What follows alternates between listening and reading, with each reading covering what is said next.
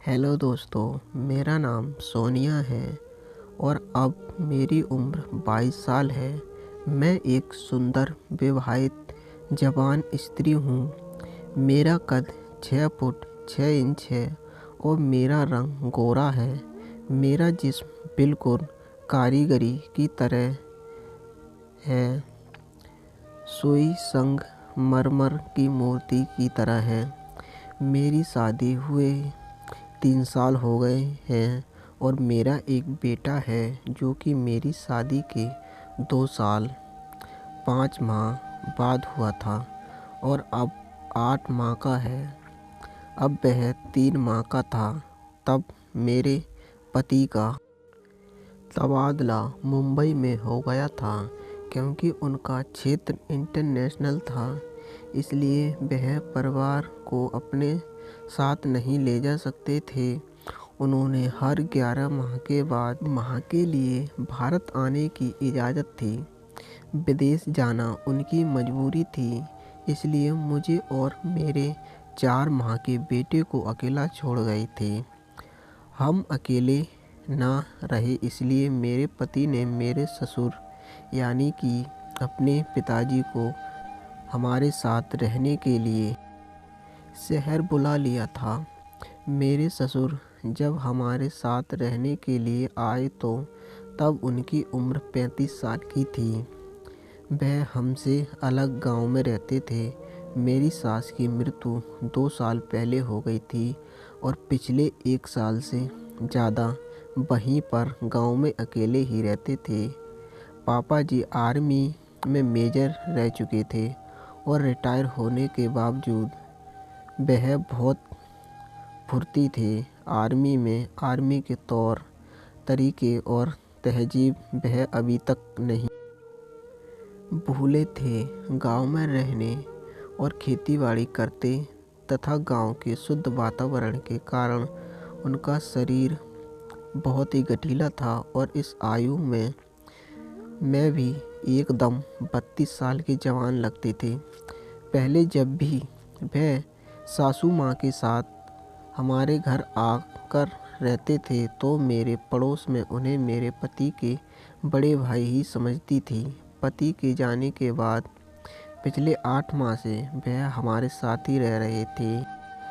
पढ़े लिखे होने के कारण उनका उठना बैठना और पहचान भी शहरवासियों जैसा है, इसलिए मेरे साथ घर में बहुत जल्द ही एडजस्ट हो गए थे। घर के काम और बच्चों की देखभाल में मेरा हाथ बटा देते थे। मुझे और मेरे पति को करना बहुत पसंद है और शादी के लिए कई दिन तक हमें ऐसा नहीं था कि हम अब मेरे पति को दुबई गए हैं।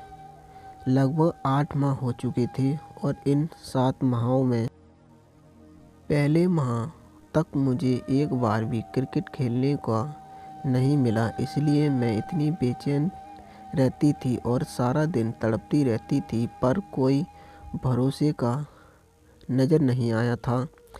लेकिन 5 महीने मुझे अचानक ही एक ऐसा अवसर मिला जिससे मुझे मेरी ज़िंदगी में बहुत बड़ी खुशी मिली और वह भी मेरी अभी तक जारी है। ये उस दिन की बात है जब मैं घर की सफाई का काम करती हुई पापा जी के कमरे में गई तो मैंने पाया कि कमरे में नहीं थे। मुझे समझ में नहीं आया कि वे कहाँ गए होंगे, इसलिए मैं इधर उधर देखने लगी। तभी मुझे उनके बाथरूम की लाइट जलती हुई नज़र आई। मैंने जिज्ञासा बस उठी और जल देखने चली गई। वहाँ मैंने देखा कि बाथरूम का दरवाज़ा थोड़ा सा खुला हुआ था और अंदर से कुछ अजीब सी आवाज़ें आ रही थी। ये सुनकर घबरा गई और सोचा कि शायद पापा जी की तबीयत ठीक नहीं है, ये वह किसी तकलीफ़ में है। मैं घबराहट से जल्दी से बाथरूम का दरवाज़ा खोलकर अंदर झांकने लगी। अंदर का नज़ारा देखकर मेरे होश उड़ गए। पापा जी अपने महाराज की बड़ी तसल्ली से मालिश कर रहे थे। इससे पहले मैं अपने आप को संभालती तभी मैंने देखा कि पापा जी ज़ोर ज़ोर से सिसकियाँ ले रहे थे।